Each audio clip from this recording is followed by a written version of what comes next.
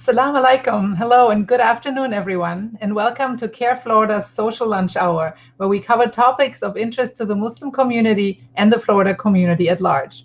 Today's topic is Florida Refugee Advocacy Week in Tallahassee. And with us today is one of Florida's most prominent, maybe the most prominent refugee advocate, Sister Besma Alawi. Welcome, Sister Besma. And before I introduce her, here's some background.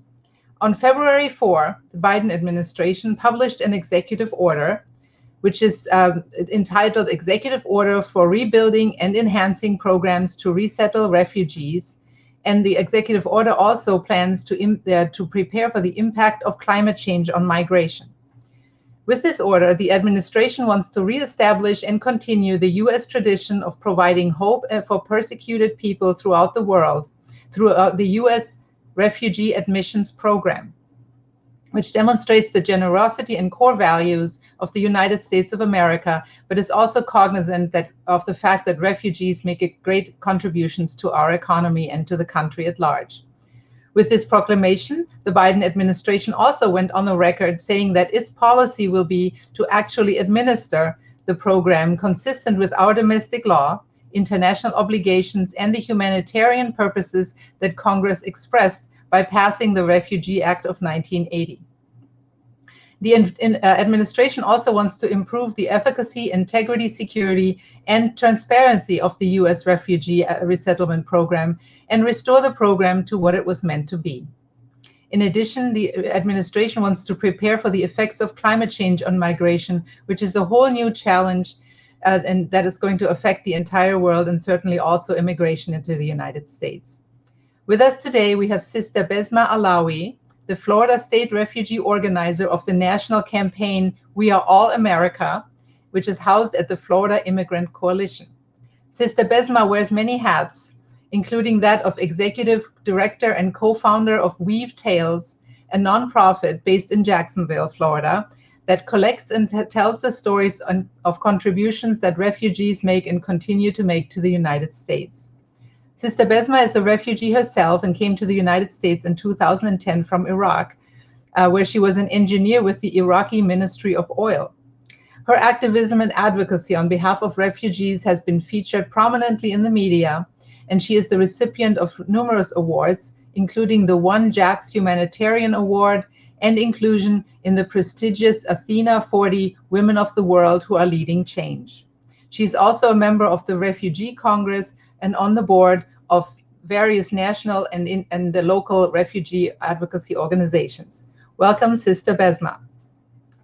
Thank you so much, Sister Norma. And I want to give a special thanks to CARE for their support with the refugee advocacy effort ongoing. And for you, you are a great member of our committee who have been planning for the third annual Refugee Advocacy Day. Thank you so much. That is a wonderful segue into my first question. What is the meaning of the Advocacy Week and what's the history?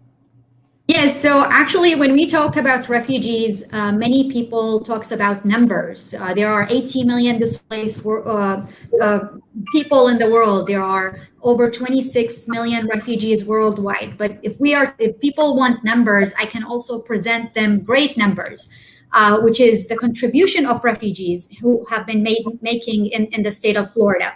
In the state of Florida, we have over 9,000 entrepreneurs who originally arrived in Florida as refugees. We have the refugees, the amount of taxes paid by just in 2019 is over 748 millions.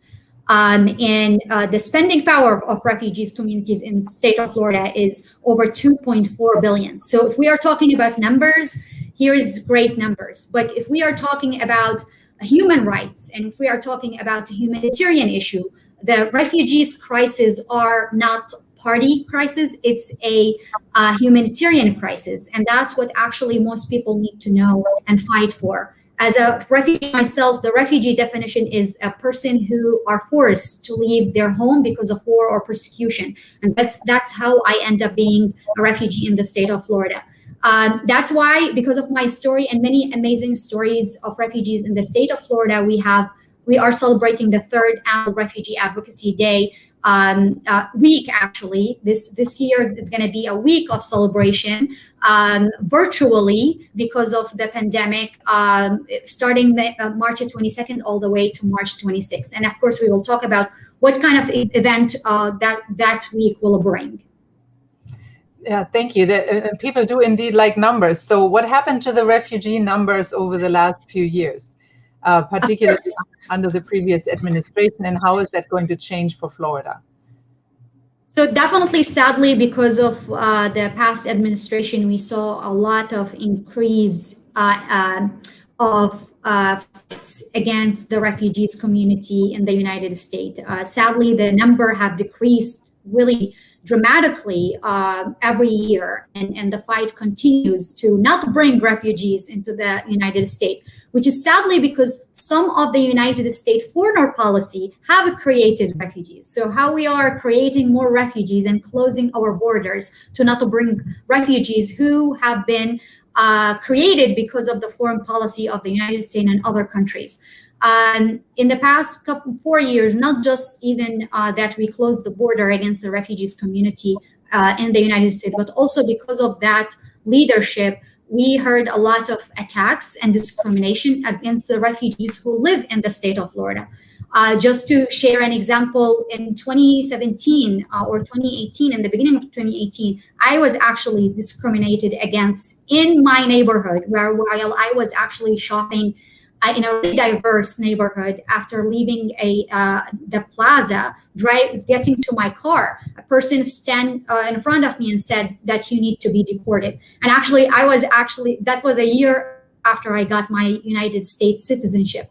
Of course, because of the way he reacted and because that I did not feel safe to respond, I went to my car and I continued driving to home. All what I was able to do is to call the owner of the store and tell him that please make sure you walk with women who wear the hijab like me to the car, just to make sure that man doesn't bother other women. I think because of this and other kind of discrimination we have faced as refugees, I co-founded Weave Tales to make sure that we are humanizing the story. We are sharing the stories ongoing, because it does take two, the receiver community to listen, but also the new community who are calling Florida home to share their stories and to be more open to listen, but also to react in a way that the others could understand why we end up being here.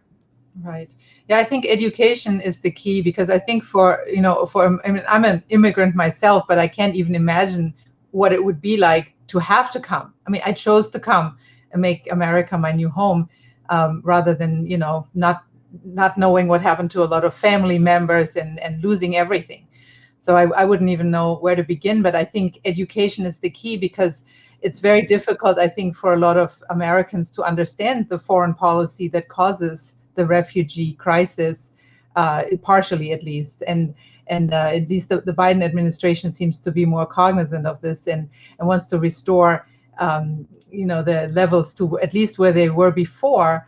Given that this act was, the Refugee Act was passed by Congress in 1980, he's really just following the tradition of the humanitarian aid and humanitarian approach that the United States used to take to refugees.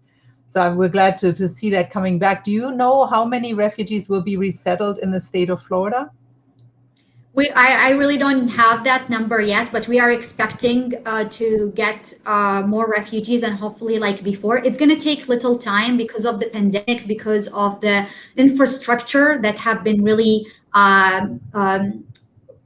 affected during the Trump administration. So that definitely the rebuilding that program going to take time. But I have been speaking with refugee resettlement agencies around the state of Florida, and they are ready. They are ready to reopen. They are ready to hire back their caseworkers that they were laid because of the refugees number cuts. Actually, not many people understand that the refugee program decrease and the cut of the program has not just affected the refugees community themselves, but also affected caseworkers who are American-born who love that kind of work because many of them were late and lost their job because of that. So hopefully, in the coming days or years, we will have back more refugees where they could be reunited with their families here. Many of the refugees who are in the state of Florida still waiting to be reunited with their family, and that's what exactly we want to see.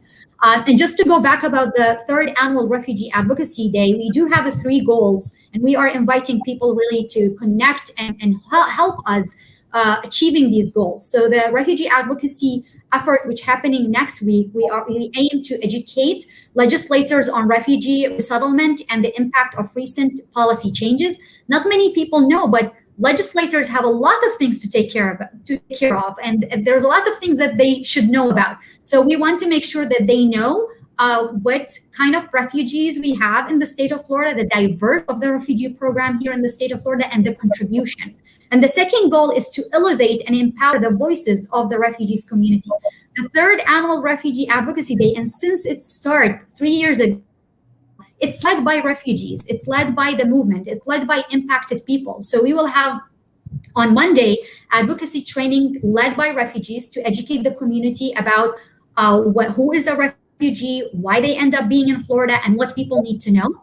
And on Wednesday, we will have a roundtable of really amazing experts. I think we are posting about that panel today. But I will have amazing people who I have been calling some of them friends for the past 10 years, who supported me and uplifted my voice. And I want to make sure that they are uplifted as well, their work and their dedication for the refugees community uplifted as well. And that's Wednesday, 12 to 1. And then on Friday, we will have a press conference where faith leaders and refugee advocates will be celebrating the contribution of the refugees community. And of course, that's all to make sure that not just we are ready to welcome refugees, but also to celebrate the ones who already exist in the state of Florida. And I think that's what I found most rewarding in assisting to put this all together, is how the different organizations that are already existing in the state of Florida have begun to speak to each other, because there are organizations in the Miami-Dade area, there are organizations in Tampa Bay, in Jacksonville, and and I think it's really nice to have them connect through your efforts to bring this all together. What are some of the other organizations that are involved in this? So hopefully we will put the graphic later of the graphic of the Refugee Advocacy Week, and it's listed some of the organization, because some other organizations came on board later, so we did not have time to put their logos, but they will be helping with the promotion and others. But actually, in the graphic, you will see organization from all around the state of Florida. We have Care Florida, of course, who's statewide. We have Raiden Hand, an organization led by asylum and refugees women from Syria in Tampa. We have GRMR, which is the Gator for Refugees Relief in Gainesville. We have IRC IRC Florida around the state of Florida. We have also community change makers who are in South Florida, and we have other organizations who are actually not listed here. We also have Welcoming Gainesville, who actually we just added their logos as well, and the Lutheran of churches will be there as well. We do have many other organizations just came on board. They want to promote the program of next week, and also they want to promote the advocacy forum that we will ask people to participate in. On Monday, after our advocacy training, we will ask people if they cannot meet their legislative and educate them about the refugee program. We will ask them to actually send an email, a written email to their legislative, asking them to support the week of action and also to keep learning about the refugee program. So I am really excited for this effort. It started in the beginning of this year, but it's actually have been built since 3 years ago. And every year we have new organizations on board, and many organizations and community members who are learning about the advocacy effort in the state of Florida around refugees. Oh, I think that's just inspirational, and I think a lot of people have become more aware of the refugee issue since the cuts were made, because I think people were just taking it for granted, or maybe not even paying attention. So this is really exciting. So how can people become involved? Let's say I'm watching this program going cool, and how do I sign on to get this training? Yes. So just to get back to your point, Sister Norma, last year, because of the cut, because of the discrimination was against refugees, not just in the United States, worldwide. Xenophobia exists all the time. But because of that, we were able to, through the We Are All America and Florida Immigrant Coalition, in 1 week, we had a campaign where refugees were calling refugees in the state of Florida to vote. And within 1 week, we had around 30 phone bankers, people volunteering and calling their refugees community to vote. And we had, I think, over 17,000 calls in that 1 week to make sure that our community voted. Of course, it's 501c3 effort. It's all just to educate and to uplift the voices of refugees. To go back to the next week effort in terms of the Refugee Advocacy Week, please, I invite people to check the Florida Immigrant Coalition social media. We are posting ongoing about the link, the registration link. When you register to come to the event, and hopefully we will be able also to share it in the comment of this live. When you register to the event, you will have two options, either volunteering or attending. If you want to attend these 3 events to learn, great, please do, because that could be a way for you to learn and also to get engaged after. And if you want to volunteer, there's other options of volunteering. One is emailing your legislator. 2, you might be sharing on your own social media about the event. So choose either or, attending or volunteering. And after you register, you will receive an email, confirmation email, with a list of the Zoom links for the 3 events next week and the advocacy email form that you could send to your legislator. So I will be able to put in the comments today on the information and the registration link, but I know CARE have been also posting about that as well, and hopefully we will post about it today. Yeah, I mean, it's a coalition effort, as you said, and so you don't have to be actually a refugee to participate, right? Anyone can participate. Okay. And exactly. You can be faith leader, community member, a refugee yourself who would like to share your story of success in the state of Florida. If you want to really share your story of integration or of contributing, we have many refugees in the state of Florida who are essential workers in the time of the pandemic. We want to uplift your voices. So if you're interested, join us. And if you just want to be informed, that's great too. You can register to attend these events next week. You mentioned earlier about the economic impact that refugees are making in the state of Florida. You had some numbers. Do you have any particular compelling case that comes to your mind? Oh my God, there's so many cases. I can tell you in the past maybe 5 years, we had not just economic-wise, culture-wise, and taste-wise. We have so many food trucks in Jacksonville open from the Syrian community.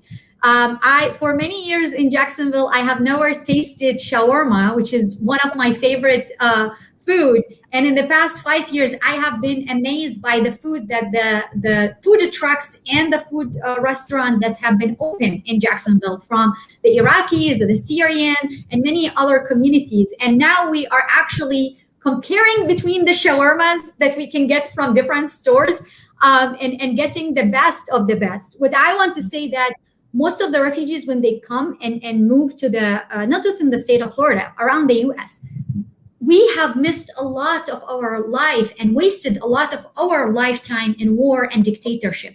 And we want in really short time to buy a house, to open a business, to go to school. Giving just an example, myself, I went to school, I bought my own house, I opened my own organization. We just on track to really make that time that we have wasted before just because of what we went through. And that's not just giving my story as an example. Many refugees' stories who I work with every single day want to give back to their new home. And there's a lot of resilience and gratitude you see when you work with the refugees community. And that's an invitation for people really to connect, because you're going to have the privilege to learn about a new culture, new language, and an amazing amazing taste and cuisines.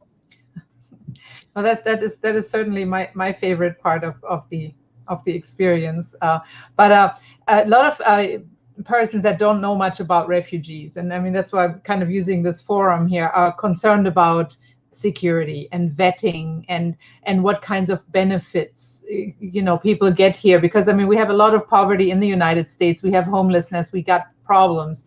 Um, can you talk a little bit about what the government does for refugees when they get here in terms of financial support or housing support, and also about the concerns of vetting and how much vetting these families actually undergo when they wait to be qualified to come to immigrate to the United States?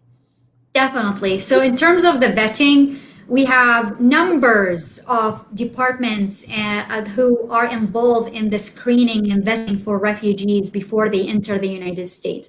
I don't want to really talk about that much, but I can tell you from my own experience. My husband was working with the troops in Iraq, and there are specific special immigrant visa for Iraqis and Afghanis who works with the American troops in these two countries. And you might think that, oh, because you have worked with the troops there, you might not go through all of these intensive screening. Yes, we did, as many other refugees.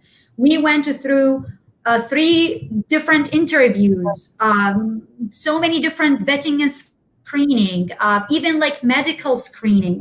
And all of these actually vetting and intensive screening, it's not just done by outside United States department, but also as soon as that refugee end up being chosen to be in the home country, that, like, let's say United States or others, that country also enter that screening and vetting and be part of it. So we went through a lot of vetting and screening, and let's not forget, in each interview we need to share our own stories. And not like when we went through the vetting, me and my husband were separately in different rooms sharing our story since the day we were born. We give information about our parents. Like, I remember, like, I don't remember like what school my parents went to. I needed to give as much information as I can get. And some of these stories are really bring a lot of trauma. So if you make 1 or 2 mistakes through the process, your whole case might close just because of that. And we have so many members from the refugees community who reach out to me from outside the country, like, why our case closed? We are still under the threat, because there are so many screening and vetting that's happened to each refugee before they enter the United States or other countries. In terms of like the money and poverty that you have mentioned, Sister Norma, the refugee program in the United States it does help the refugees in the first 3 to 6 months.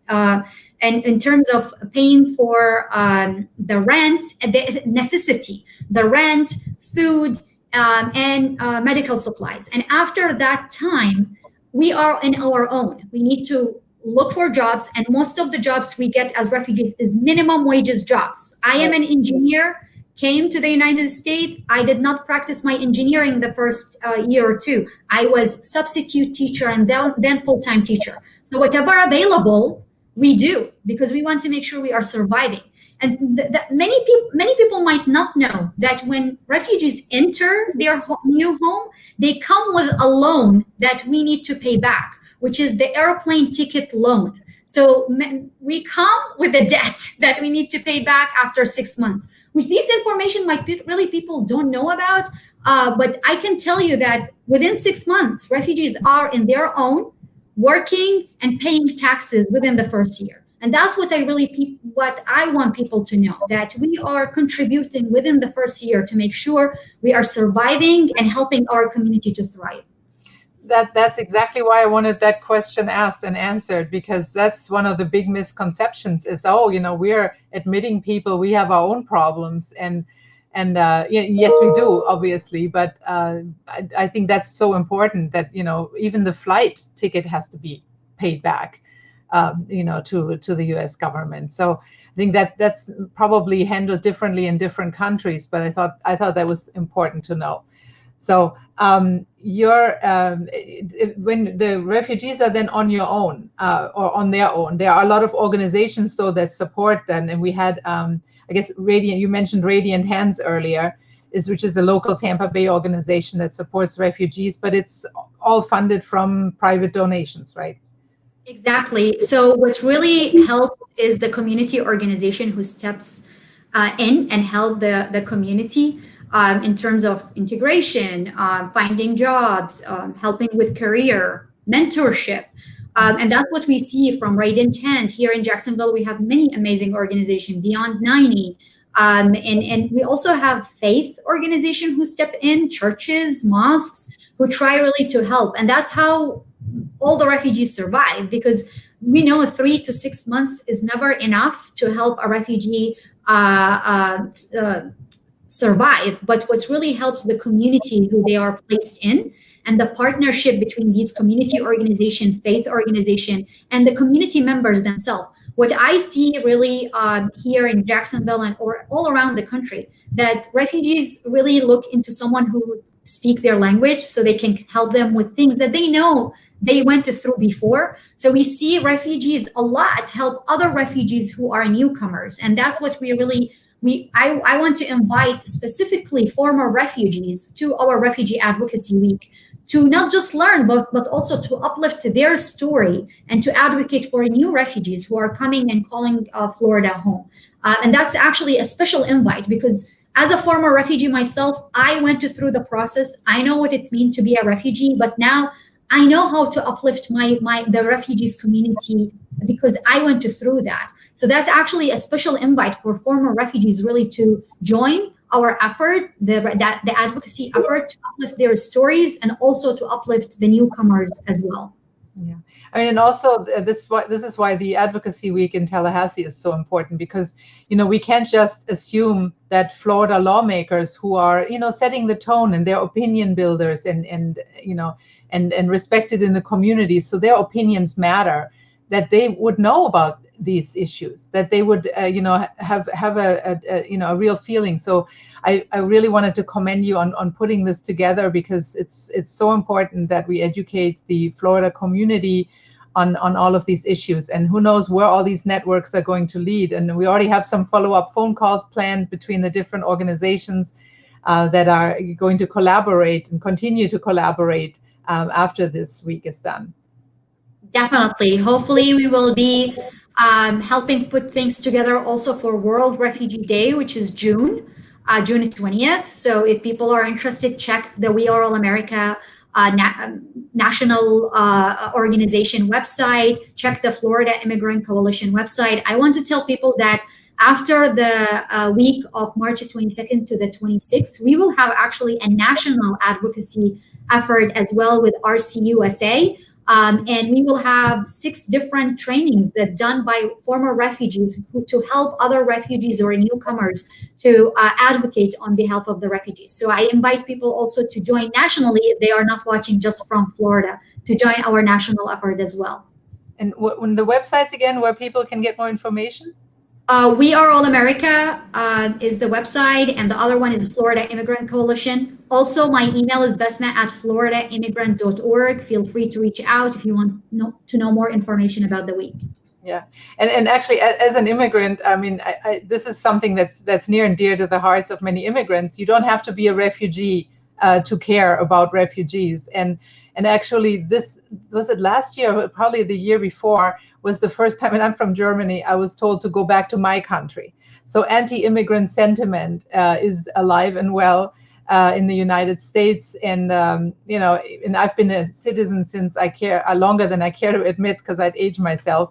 But, those are the kinds of statements that immigrants are dealing with. And particularly, I'd like to also uplift our Asian American immigrants and people of Asian heritage who are, now being targeted with hate crimes because of a pandemic that is affecting the entire world. And that's really very sad. So I want to thank you so much, Sister Besma, for coming on our program. We kind of try to limit it to half an hour. And I also wanted to give a plug to our next program for next week, which is basically a little bit of the background of the Muslim ban, which also affects a lot of our Syrian immigrants who have been waiting for, or refugees also, and immigrants who have been waiting to be reunited with family members. And not only Syria, obviously, all the countries that were affected by the Muslim ban, which specifically targeted people from certain Muslim majority countries, and Korea, or North Korea, and Venezuela, from coming to the United States. So again, Sister Besma, thank you so much for coming on, and I look forward to continuing to cooperate with you on this week, and hopefully have many, many more people join us. Thank you so much. It was a pleasure, and wa alaikum salam, everyone. Thank you.